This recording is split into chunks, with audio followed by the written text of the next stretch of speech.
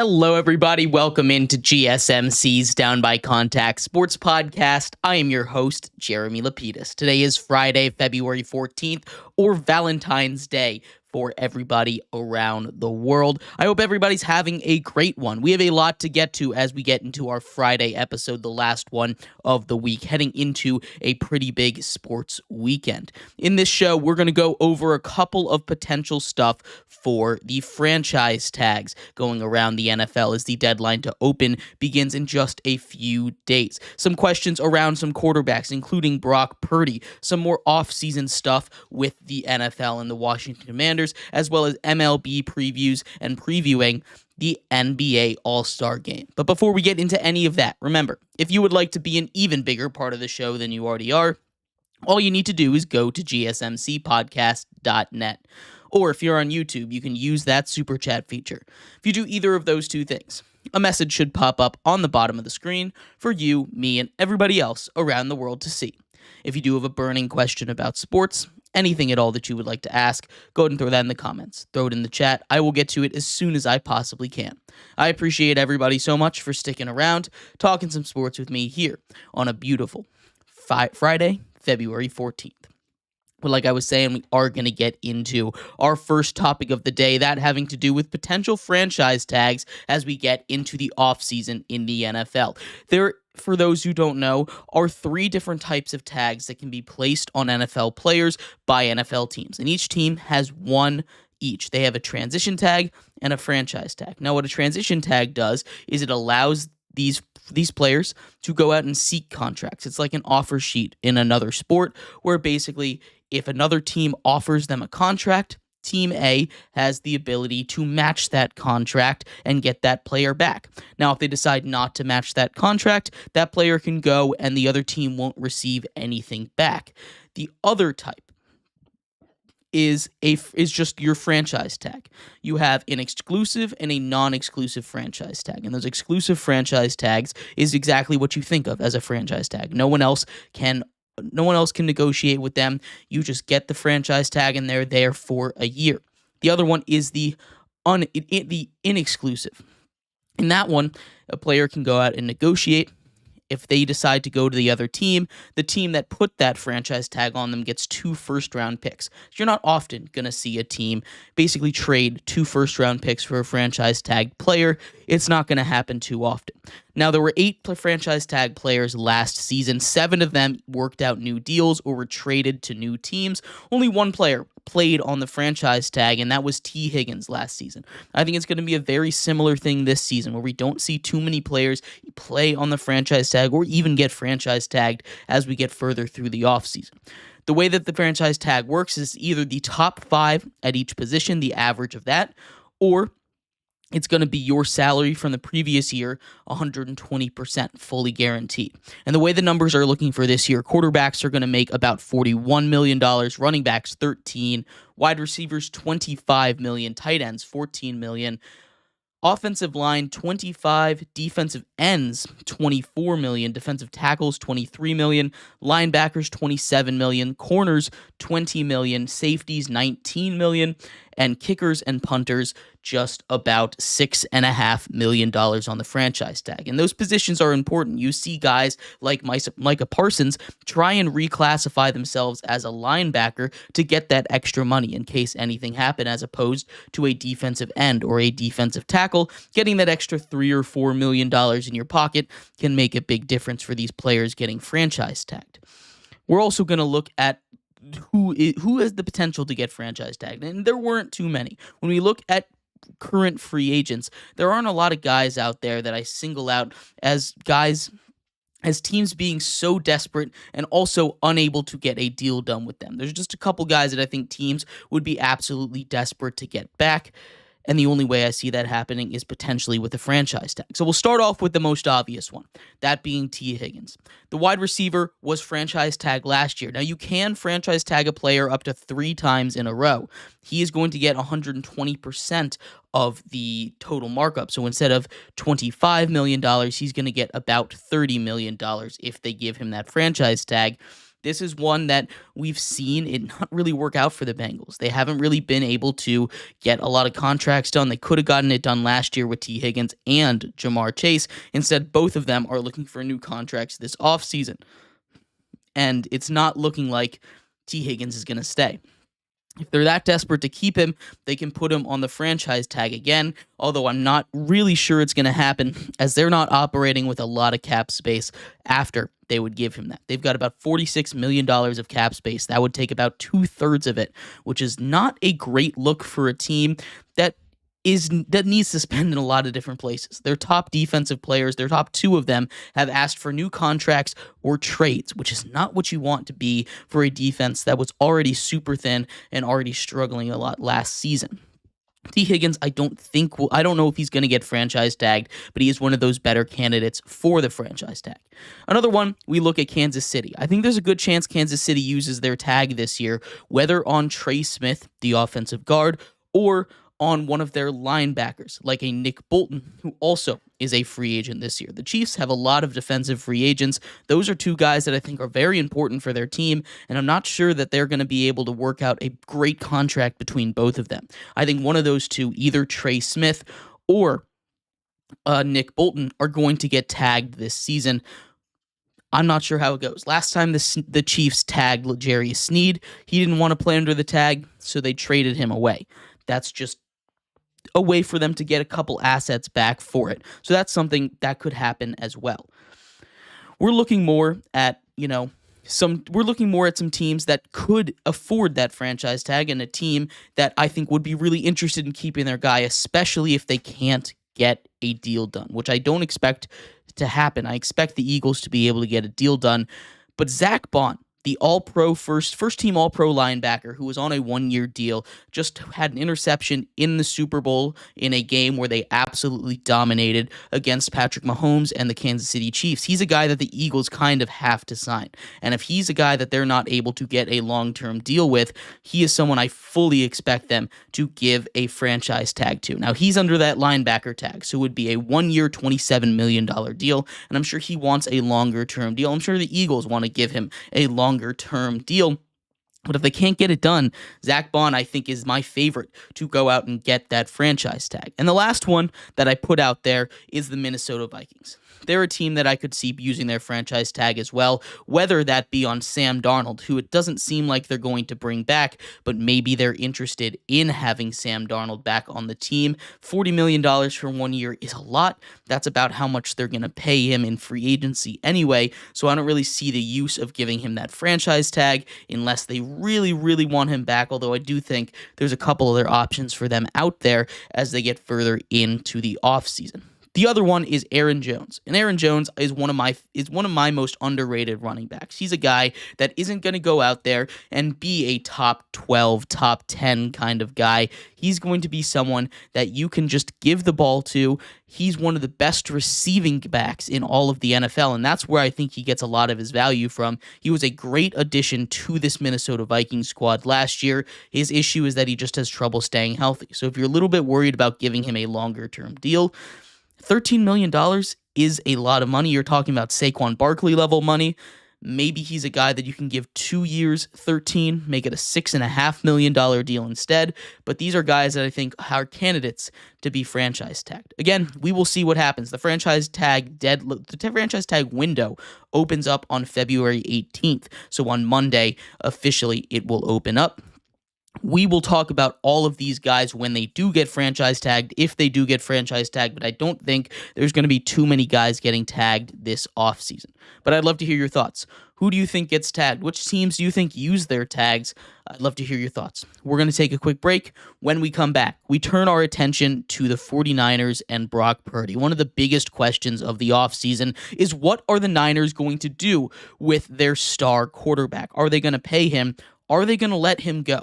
We'll talk about what the options are and what kind of money he might be expecting if he does get that bag.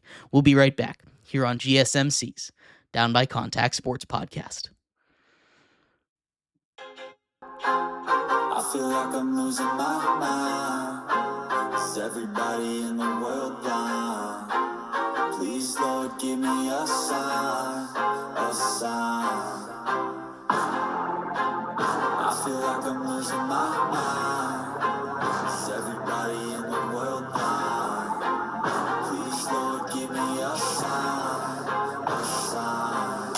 wanna be the greatest. Everybody on their fake shit. I look around and feel like everybody is the fakest. I make this every day and I'm impatient, hoping one day I blow up from the basement. Statement, the top is so vacant. I don't hear shit that I think is amazing. Waiting for my day when I'm playing sold out shows for 1,000 faces. Hey, give me that crown, get in my way and to be put down. It ain't replace all this my town. If I want that shit, then I'll get it right now.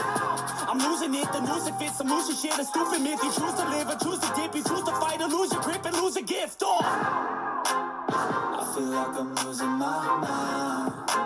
Is everybody in the world blind? Please, Lord, give me a sign, a sign. I feel like I'm losing my mind. Is everybody in the world blind?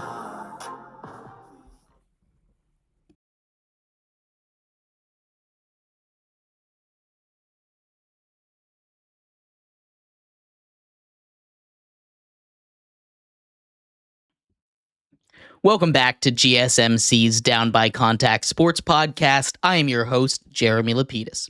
Today is Friday, February 14th. Hope everybody is having a great day so far. If you are just tuning in, we just finished going over potential franchise tag targets as the deadline to give those out officially opens up on the 18th. In this segment, we turn our attention to one of the biggest questions in the NFL offseason this year. What are the San Francisco 49ers going to do with Brock Purdy? Generally, you get those extensions done 1 year before they would hit the open market. That is now. We'll talk about what Brock Purdy has done up to this point in his career and whether or not he deserves to get that big money extension. But before we do that, remember, if you would like to be an even bigger part of the show than you already are, all you need to do is go to gsmcpodcast.net. Or if you're on YouTube, you can use that super chat feature. If you do either of those two things, a message should pop up on the bottom of the screen for you, me, and everybody else around the world to see. If you do either of those two things, a message should pop up on the bottom of the screen. Excuse me. If you have a burning question about sports, anything at all that you would like to ask, go ahead and throw that in the comments. Throw it in the chat. I will get to it as soon as I possibly can. I appreciate everybody so much for sticking around, talking some sports with me here on a beautiful Valentine's Day. But like I was saying, we are going to get into a little bit of talk about Brock Purdy. Brock Purdy is one of the more controversial names when it comes to quarterback situations because Brock Purdy has done nothing in general but be successful in his career.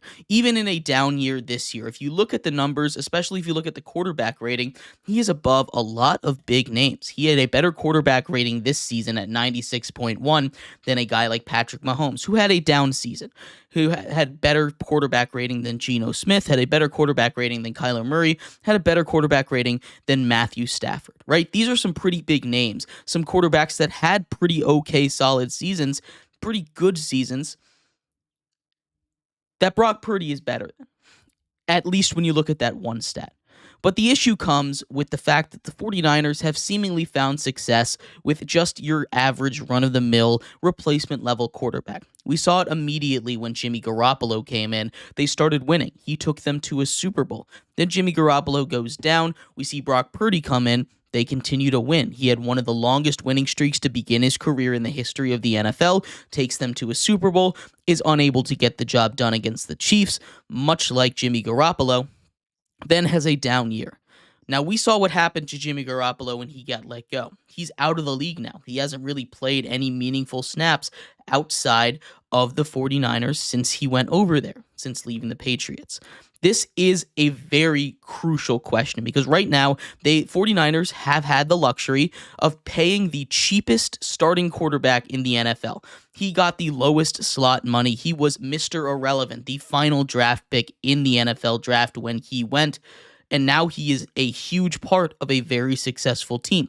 Let's go through his numbers. He started out starting in 2022. In those 9 games in 2022, he had a completion percentage of 67.1% for 1,374 yards, 13 touchdowns to 4 interceptions for a quarterback rating of 107.3. That's pretty good. In 2023, last year, he had an excellent year, a year that some people were even putting him in MVP conversations down the stretch. That died down after the loss to the Ravens, but still, he was in those conversations. Through 16 games last year, near 70% completion percentage, 4,280 yards to go with 31 touchdowns and 11 interceptions, and a career-high 113 QBR. That's one of the best QBRs of all time. Lamar Jackson had a QBR of 119 this season, would put him in the elite company of top 3 in the history of the NFL. His numbers last season were up there, so there were talks. How much money is he worth? Then he kind of came back down to earth a little bit. 65% completions for 3,864 yards over 15 games. 20 touchdowns to 12 interceptions is not the best ratio with a 96.1 QBR. But none of those numbers are really that bad. And we take a look at some of the other guys that have gotten paid around this, that are getting paid 50 to 60 million right now. Jordan Love, he throws a lot of interceptions. Undoubtedly a great quarterback in this league, but throws a lot of interceptions. Trevor Lawrence, the book is still out on him a little bit. Tua Tagovailoa, he is injured, a little bit unreliable, and again, the book is kind of still out on him just a bit. We just saw Dak Prescott get paid $60 million, and I don't think the gap between Dak and Brock Purdy is really that large, right? So the question of how much is he worth is not a great question to ask, because if I just went and evaluated him on the scale of best quarterback in the league is worth $60 million and the 32nd best quarterback in the league is worth, let's say, $30 million, right? I would put him probably smack dab in the middle. And I think somewhere around that range where he is about, 15th-ish best quarterback in the league. Maybe you can go a little bit higher, somewhere from 12 to 18 in that range you might put him. He's a good quarterback. There is no doubt about that.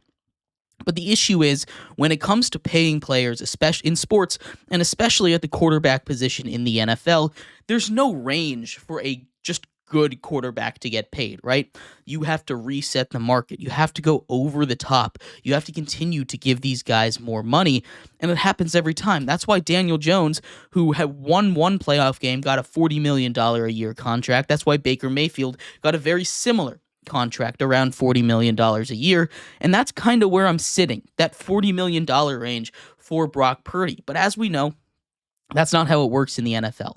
When it's your time, you reset the market. But we're starting to see that bite teams in the butt a little bit, right? The 49ers have been able to build such a juggernaut of a team because they haven't had to pay a quarterback. They haven't had to give anybody 50, 60, 70 million dollars a year, which is a ridiculous amount of money. Nobody in the world is worth $70 million a year to play quarterback, right? That is almost 30% of the cap at this point. You need to be able to build a roster, and that's one of the issues that the Bengals are running into. We see Joe Burrow on his media tour going around saying the Bengals need to pay everyone, banging the drum, hitting his pots and pans, and then you sign it into a signing bonus later. Joe Burrow is making a lot of money. He is one of the highest paid quarterbacks in the NFL. He could renegotiate his contract, free up a lot of money, make it easier for the Bengals to pay these guys. Now, I'm sure he's going to go out and do that because he's heard that criticism a whole bunch. Are you going to restructure? Because when you go out and say that and you're making $55 million a year, one of the highest paid quarterbacks in the NFL, that kind of comes back on you a little bit. And that's fine. People have been pointing to Jalen Hurts. Look at the discount he takes. He's getting paid $50 million, right? He's not really taking a discount. That's not him saying, you know what, guys, for you, I'll only take $50 million. The reason it looks like a discount now is because when he signed it, $50 million was at the top of the market. Now it's $10 million below market. So this is going to happen. This is the thing about signing free agents where you always want to sign them early. You always want to sign these free agents ahead of time so that it gets cheaper and cheaper and easier to swallow as the time goes on. The thing with Brock Purdy is the contract right now is not going to be easy to swallow.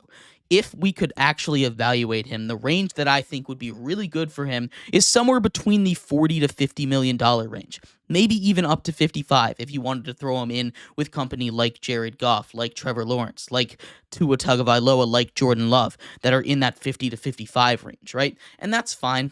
that's fine with me, I guess. But when we're having conversations about giving him $60 to $70 million, making him the highest paid quarterback in the NFL, I think that's a right that should be reserved for those top tier elite quarterbacks, right? This is why teams are struggling to win. And I'm not saying players don't deserve their money.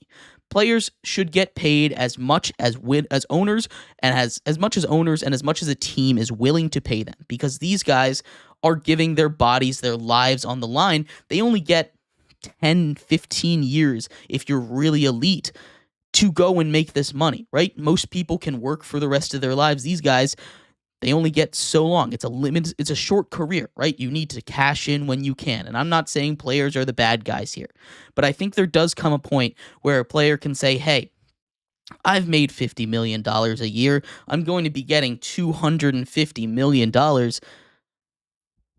We can let some of that extra money go to the rest of the team. And I think that's something the 49ers need to figure out with Brock Purdy. He deserves some money. I would pay him, like I said, 45 is the number that I feel really comfortable giving him. I would go up to 50, 55. You're pushing my buttons, but I would do it. 60, absolutely not, right? I think that's the kind of contract he's getting, 45 to 55, and that is fine. But there does come a point where we need to have the discussion of, is it really worth resetting the market year after year after year after year to give these guys that massive bag, that massive contract, and leave the rest of the team in a decline? That's why Tom Brady and the Patriots were able to dominate for 20 years. He took a little bit of a pay cut, albeit a small pay cut, still a pay cut, right? That's one of those things that was really impressive about Tom Brady and his dynasty. He made his money. He's a very rich man. He bought into an NFL franchise. That's not easy money to do, right? He made his money. But the ability to just say, you know what, I'm going to take a step back. I'm going to take a $5 million pay cut so we can go get a defense, so we can go get weapons for myself, is really impressive. And I think that's something that some quarterbacks, if they want to win a Super Bowl, if they want to win, should start thinking about. Brock Purdy should get paid. How much? Not market resetting. But I'd love to hear your thoughts. How much would you pay Brock Purdy? How much do you think he will get paid? I'd love to hear it. We're going to take a quick break. When we come back, we turn our attention over to some more offseason recaps or offseason previews in the NFL. The Washington Commanders are up next as we continue our tour around the NFC East. They just had one of their best seasons in franchise history behind a rookie quarterback. We'll talk about what they have to do this offseason to get back to where they were and maybe even further. We'll be right back here on GSMC's Down by Contact Sports Podcast. Looking for your daily fix of sports talk without having to pay for it? GSMC Sports Network is available on YouTube. Just search GSMC Sports Network. Get your fix of daily sports talk shows on YouTube. Absolutely free. NFL, college football, NBA, MLB, MMA, UFC, fantasy football, and so much more. GSMC Sports Network has shows running all day long, with new sports shows starting every 2 hours. Just like on your favorite cable sports channel, except GSMC Sports Network is absolutely free. Just search GSMC Sports Network on YouTube to catch one of your new favorite shows, like the GSMC College Football Podcast, Chip Shot Football Podcast, Hoops and Heels Women's Sports Podcast, GSMC Basketball Podcast, and so many more. Check it out for yourself. GSMC Sports Network, now available on YouTube absolutely free. Search GSMC Sports Network on YouTube right now.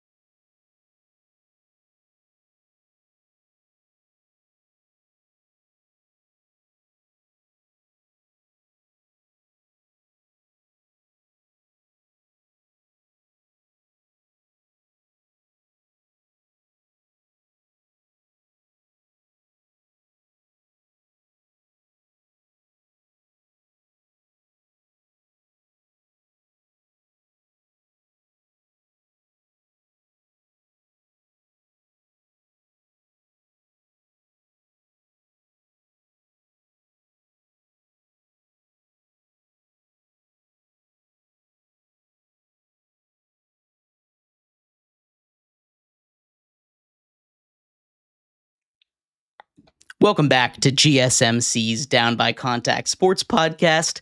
I am your host, Jeremy Lapidus. Today is Valentine's Day. If you're just tuning in, we just finished going over the Brock Purdy question. It's one of the more intriguing storylines of the NFL offseason. You have a guy that is not an elite quarterback, right? He's not a guy that's going to go out there, and he's not going to have, these elite seasons. There's no doubt about it. But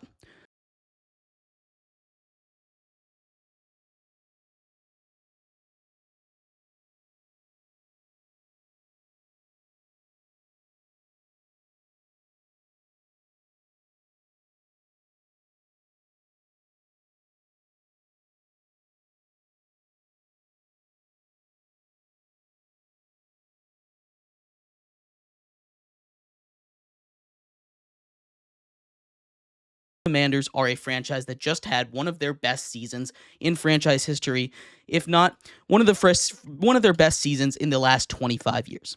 We have a massive rookie season from Jaden Daniels, one of the best in the history of the NFL, at least at the quarterback position. We're going to talk about what they can do to improve on this dream season in this offseason, one of the more important ones as we turn the clock to 2025. But before we do that, remember, if you would like to be an even bigger part of the show than you already are, all you need to do is go to gsmcpodcast.net. Or if you're on YouTube, you can use that super chat feature. If you do either of those two things, a message should pop up on the bottom of the screen for you, me, and everybody else around the world to see. If you do have a burning question about sports, go ahead and throw that in the comments. Throw it in the chat. I will get to it as soon as I possibly can. I appreciate everybody so much for sticking around, talking some sports with me here on a beautiful Friday, February 14th. But like I was saying, we are going to get into the Washington Commanders offseason just a little bit. The Washington Commanders are a team that had, again, one of their best seasons in franchise history, at least since the Dan Snyder era began. They went 12-5. Obviously, they had a little bit of a sour note there, losing 55-23 in the NFC Championship game. Not what you want.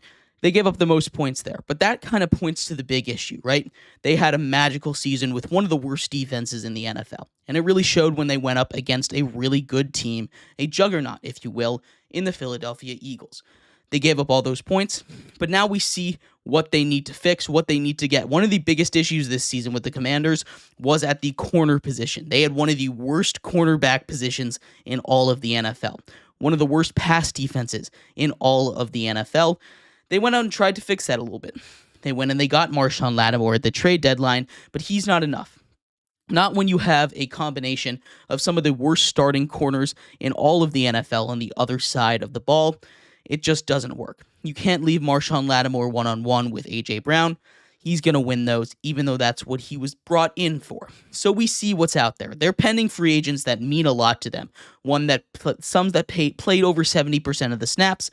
Jeremy Chin, a hard-hitting safety. I love Jeremy Chin. This is someone that I think is really important for them to bring back. He's not going to be a ball hawk, but what he's able to do is he's able to play the run really good. He was one of the reasons why, despite one of the worst run defenses in the NFL, they were able to stay consistent. He was able to help, and he was able to shut down a little bit of that running game when it came down to it. You also have Bobby Wagner, who has lost his step a little bit, but he's someone that I think is really important, especially for a young team, to have a Super Bowl champion, a guy that can lead a locker room, and a guy that can be very, very impactful as far as leadership goes in the defensive side of the ball. Then you have Zach Ertz, another one of those leadership guys. He had a huge season, a resurgent season, first one since leaving Philadelphia. I think they have to bring him back. Those three guys I think are important. It's not the end of the world if you lose any of them, and they have a very young team. So there aren't a lot of guys that I think are really at risk of losing, and they have a lot of cap space. That's one of the things. This team made it to the NFC Championship game with a rookie quarterback on a rookie contract, and they have the third most cap space in the NFL. They have $75 million to play with this season, and they are in on just about everyone. One of the big things that I think would be huge for them is the fact that they can go and trade for Myles Garrett. If they can trade for Myles Garrett, first of all, that immediately helps shore up the pass rush, right? If you can get a defensive end, a guy that rushes the quarterback, and especially the best defensive player in the NFL in Myles Garrett, that will immediately make this team leagues better against the run and especially against the pass. That should be goal number one. Throw everything you can, everything that they could possibly want at Myles Garrett. Make him a Washington Commander. If he is not a Washington Commander at the end of this offseason, they have probably failed. You're not going to get an opportunity like this to build on a team, to get a guy that can be as impactful on a team as anybody else anywhere else in the draft, unless you can find a guy as good as Myles Garrett in the draft. You can't. They don't exist. The other one is, of course, go add corners. There's a couple good corners out there that I think they should go chase after, one of them being DJ Reed. He was quarterback 2 for the Jets these last couple seasons on the other side of Sauce Gardner. He's someone that I think is a really underrated guy, one of those that can be a pretty solid cornerback 2, even a cornerback 1. If you get those two pieces into Washington, this team automatically becomes a whole lot scary. And you saw what Jaden Daniels can do with one of the worst defenses in all of football. If they can get a wide receiver 2 as well on the offensive side of the ball to just pair with Terry McLaurin, maybe grab a running back in the later rounds, this is going to be a team that has Super Bowl written all over them, which is wild to say when we talk about a team with a rookie quarterback that just had one of their best seasons in the last 30 years. But this is a team that isn't too far away from taking an even bigger step up. There are guys out there in the market. They can try and trade for a Cooper Kupp, although that feels a little bit too expensive, especially if they, like they should, throw everything that they have over at Myles Garrett. The other one is Chris Godwin. And Chris Godwin's going to miss a little bit of time, but he's been linked to Washington just a little bit. I like that spot for him as well. Brandon Cooks could potentially come in and be a pretty big weapon. We saw the way that a guy like Olamide Zaccheaus was able to thrive here. He's a free agent as well, although I don't really want him as that prime wide receiver 2 again. Maybe if they can get a cheap enough trade for Deebo Samuel, they can bring him in. His ability to get the ball, and especially quickly off of the line, behind the line of scrimmage, would fit really good in Cliff Kingsbury's system, where it's a quick throw or a deep throw kind of action. I think that would be really good as well. There's a lot for them to do. Overall, this Commanders rebuild is not going to be, or I guess reload, isn't going to be that hard, right? They just need to go out and get every single talented defender they possibly can, because if they can shore up that defense with the way that Jaden Daniels plays football, the sky is the limit for this team. But let me know what your thoughts are. What are the top free agents for this team to get? What are the top 3 things you think they should do? I'd love to hear your thoughts. We're going to take a quick break. When we come back, we turn our attention to the MLB. The Padres and the Dodgers have been covered in our MLB preview show. We continue our journey around the NL West, this time hitting Arizona and the Diamondbacks. We'll be right back here on GSMC's Down by Contact Sports Podcast.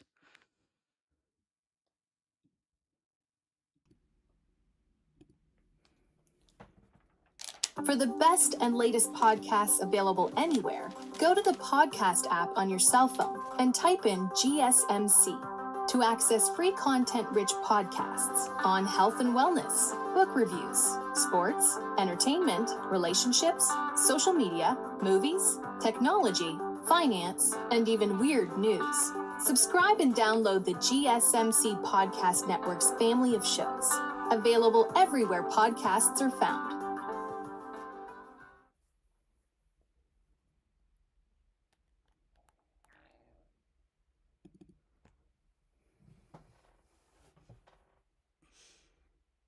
For the best and latest podcasts available anywhere, go to the podcast app on your cell phone and type in GSMC to access free content-rich podcasts on health and wellness, book reviews, sports, entertainment, relationships, social media, movies, technology, finance, and even weird news.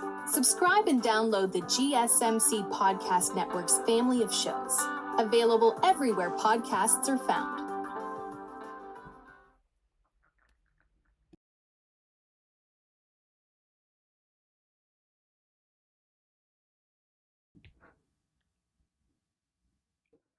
Welcome back to GSMC's Down by Contact Sports Podcast. I'm your host, Jeremy Lapidus. Today is Valentine's Day. If you were just tuning in, we just finished going over the Washington Commanders and what their dream offseason might look like. In this segment, we turn our attention to the MLB. Our season previews continue. We've hit 2 teams in the NL West. We're going to continue our roll around that division, hitting the Arizona Diamondbacks here in this segment. But before we do, remember, if you would like to be an even bigger part of the show than you already are, all you need to do is go to gsmcpodcast.net. Or if you're on YouTube, you can use that super chat feature. If you do either of those 2 things, a message should pop up on the bottom of the screen for you, me, and everybody else around the world to see. If you do have a burning question about sports, anything at all that you would like to ask, go ahead and throw that in the comments. Throw it in the chat. I will get to them as soon as I possibly can. I appreciate everybody so much for sticking around, talking some sports with me here on a beautiful Friday, February 14th. But like I was saying, we are going to get into some baseball talk here as we preview the MLB season. Again, pitchers and catchers have reported it is officially baseball season now. We're continuing our jaunt around the NL West. This time, stopping in Arizona, taking a look at the Diamondbacks. This is a Diamondbacks team that 2 years ago were runner-ups in the World Series, losing to the Texas Rangers. Both them and the Texas Rangers ended up missing the playoffs last season. The Arizona Diamondbacks just barely missed it at 89-73. And they did an amazing job this offseason. They weren't super aggressive, but they did get a couple of key pieces and some of the biggest names in all of free agency. They went out and they got Corbin Burnes, who was the big fry, the big fish when it comes to the pitching market. Outside of Juan Soto, he was the best free agent that was out there on the market, leaving from a near Cy Young level season with the Orioles. Now goes back to the NL, where he spent most of his career as a pitcher for the Brewers, and joins the Diamondbacks in the desert. 6 years for Corbin Burnes. He is going to be locked down in what is an amazing pitching staff. The top 2 maybe is the best 1-2 punch in all of baseball this year. That's arguable.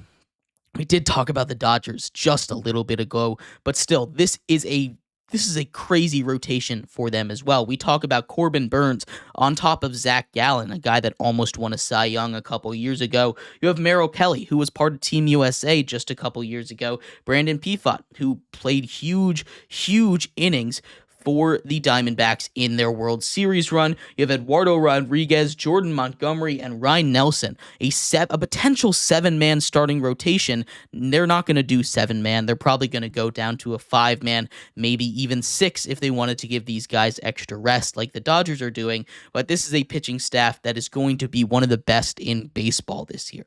But it's not just that. They lost Christian Walker, their starting first baseman, as well as Josh Bell, who was their backup. They picked him up at the deadline last year, and Paul Sewald, who was one of their back-end pitchers at the bullpen. They were able to replace all of those. They went out and they got Kendall Graveman, a relief pitcher, to help with the back end of the bullpen to replace Paul Sewald.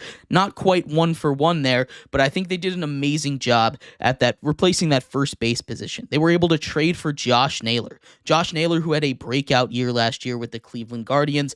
Now he gets traded to the Diamondbacks in exchange for Slade Cassione, a starting pitcher in the farm system who probably is going to be pretty good, but with the addition of a guy like Corbin Burnes, wasn't necessarily a necessity for this Diamondbacks team going forward. Getting a bat like Naylor, who can be that cleanup guy, who can be a table setter and a power hitter, and a guy that just gets on base and drives runs in, is going to be huge for a team whose offense kind of struggled a little bit last season. But outside of that, right, they were also able to bring in Randall Grichuk to be a potential DH candidate. They brought back Trey Mancini, who had, after a year off of baseball, one of the best stories in baseball, beating cancer, coming back, being an all-star a couple years ago with the Orioles before being traded to the Astros, then a year off, now signs a minor league deal with this Arizona Diamondbacks team. This is going to be a really good team. we take a look at that lineup, right? You have Corbin Carroll, former Rookie of the Year in right field. Ketel Marte, also a very strong young player at second base. We talked about Josh Naylor, projected to hit third. You have Lourdes Gurriel Jr., who they got in a trade with the Blue Jays a couple years ago, a pure power hitter. That's going to be a great cleanup guy. We've got a couple options in center field. You can either have Alec Thomas or Jake McCarthy. They're going to battle it out in spring training to see who's going to get that starting center field spot, but they might hit fifth there. Eugenio Suarez, who is one of the best pure three outcome kind of guys that I've seen in a very long time in baseball, going either strikeout, home run, or walk, right? True three outcome kind of guy. Very fun player to watch, a solid defender over in the hot corner as well. The DH you're going to have to figure out. Like I said, they brought in Randall Grichuk to hit lefties. You also have Pavin Smith, who's going to be probably the guy that they do when they're facing a right-handed pitcher. But bringing in Randall Grichuk, I think, was going to be huge, especially when they face some of those lefty-loaded teams. You have Gabriel Moreno to play catcher and Gerardo Perdomo to play shortstop for this team. Up and down this lineup, you have a very, very scary ball club. We talked about that projected rotation already. The bullpen, a little bit weaker than I would have wanted it to be, especially at the back end. They don't have a true shutdown guy. They do have Justin Martinez and AJ Puck, but there's not anyone that I'm really looking at that might give me 30 saves this season, or is going to be one of those elite closers in baseball. That might be one of their weaknesses there, but they can address that at the deadline if they really need to. This is going to be a Diamondbacks team that's looking to bounce back in a big way. Their over-under set at 85.5, and I think they hit that over pretty easily. I think this is one of those teams that after a down year, you might call it a World Series hangover, despite them not making the World Series. I think this is one of these teams that I think is going to have a huge season, a huge bounce back year, and we could see a lot, especially from a stacked rotation like this one. That's going to make it very scary for these other teams to play them. But let me know what your thoughts are. What do you think this Arizona Diamondbacks team can do? I'd love to hear your thoughts. We're going to take a quick break. When we come back, we turn our attention over to the NBA. It is All-Star Weekend. We're going to talk about the new format. We're going to talk about what's going on this weekend as the NBA has hit their mid-season break. We'll be right back here on GSMC's Down by Contact Sports Podcast.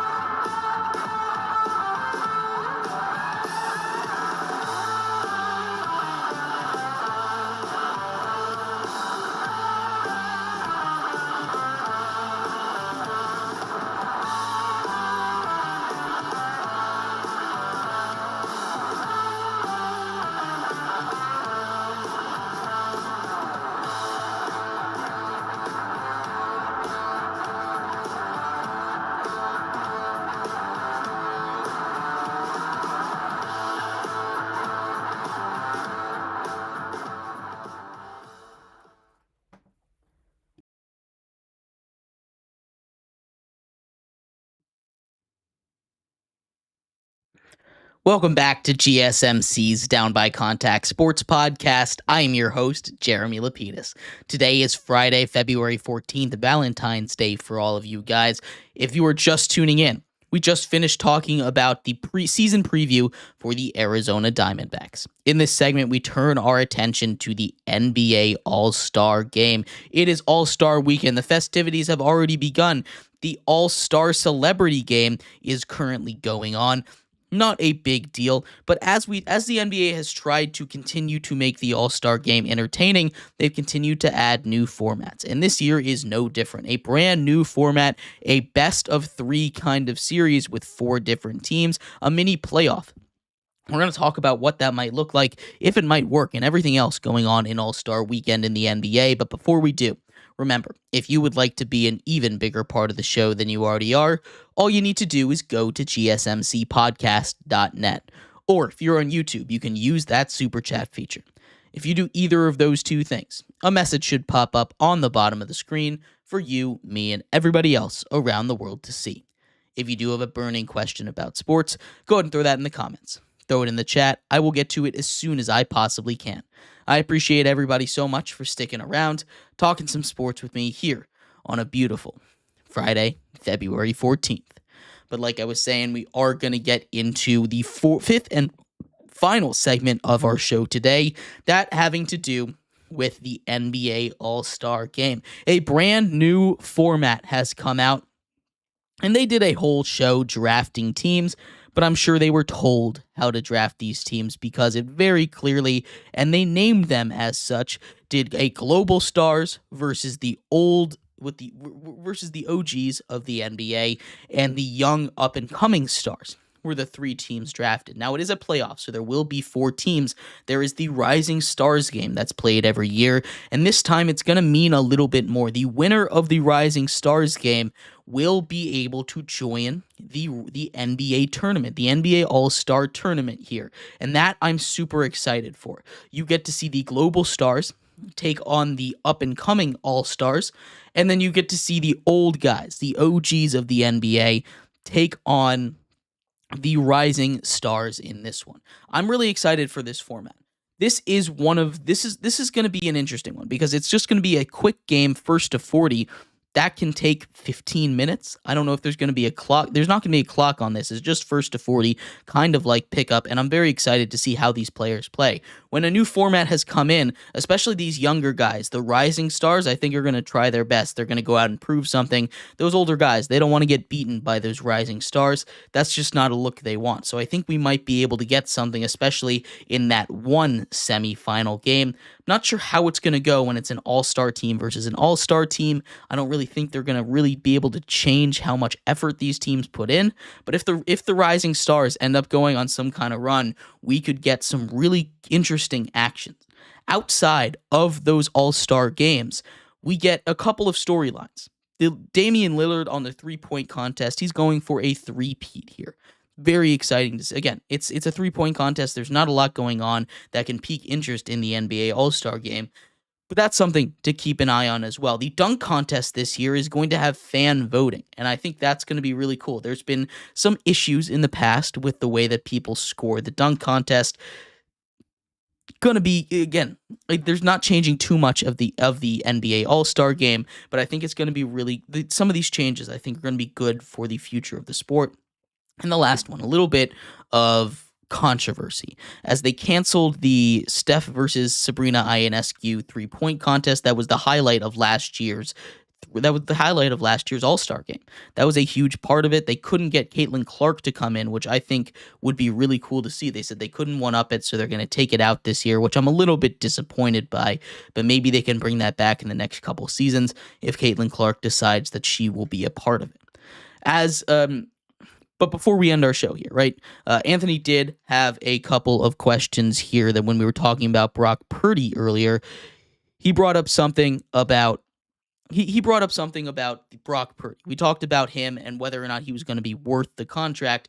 Anthony said that the 49ers are having a little bit of hesitation because they're not sure about how he's going to compare, how he's going to elevate this team, kind of like what's happening with the Dolphins and Tua. There's some limitations on Brock Purdy, and I think that's really the hesitation. We talked a little bit about about where the tier of quarterback he's in, right? And I think him and Tua are in a very similar tier, somewhere between that 12 and 18 range of quarterbacks, not going to be in that top tier, not going to be in the top 10. Maybe you can make an argument for the top 10, but that's why it gets hard to pay quarterbacks because, the average starting quarterback these days is making $35-40 million. You don't necessarily want to say, at least in a vacuum, that Brock Purdy is really worth that much money, right?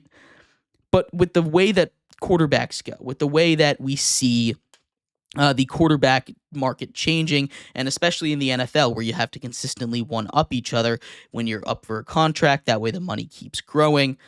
we sort of saw a little bit of stagnation at the quarterback market. Teams weren't willing to go above 55.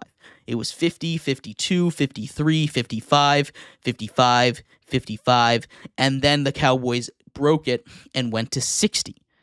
That, I think, is a really interesting trend. I think teams are starting to hit that upper limit of what they're willing to pay quarterbacks, and I think this Brock Purdy quarterback conversation is going to be a huge part of the future when it comes to what's going to happen in as far as paying quarterbacks in the future. If the 49ers say, screw it, we're going to pay him $65-70 million, that's going to completely blow the lid off of everything. And that's when I think we start to get these conversations of a different quarterback pool when it comes to breaking up the salary cap, right? We've had that proposed before. I don't think it needs to happen, but it gets to the point where these guys are making 2 times, 3 times, 4 times, 5 times, even 7 times what some of these other star players are making, and that's a little ridiculous, right? I think we're going to start to see, like I said, a little bit of trepidation when it comes to paying these quarterbacks these super high amounts of money. As the salary cap continues to grow up, we're going to see higher numbers, but I think what we need to look at is the percentage of the cap. Right now, quarterbacks sitting at about 25% of the cap, owners are comfortable with paying. Once you get up to 27, 20, 28, 30% of the cap, that's when these teams are saying, I don't know if it's really worth paying you. So I think that's going to be the number to pay attention to, the percentage of the cap that it's taking up. Because like I said, the NFL is like exponentially growing. They're going to continue to raise the cap. Eventually, we're going to get $70 million contracts. But at that point, it'll probably be when the cap is at $280 million as opposed to when it's at $250. Yeah. Yes, Anthony. I think that's exactly what they're going to do. They're probably going to do a rookie weight scale if the 49ers really blow the lid off this thing. If, again, they're a little bit more cautious and keep it, and they don't reset the market, keep it at 55-60, I don't think so. But that is something that I think is a real possibility when it comes to the future of the NFL and the way that contracts are handed out, especially with quarterbacks. But thank you, everybody, so much for tuning into today's episode of GSMC's Down by Contact Sports Podcast. I've been your host, Jeremy Lapidus. Happy Valentine's Day. I hope everybody has a great weekend. Go spend some time with your loved ones. I will be back on Monday in a new location, new background, and I can't wait to see you all then. You all have a good one. Bye-bye.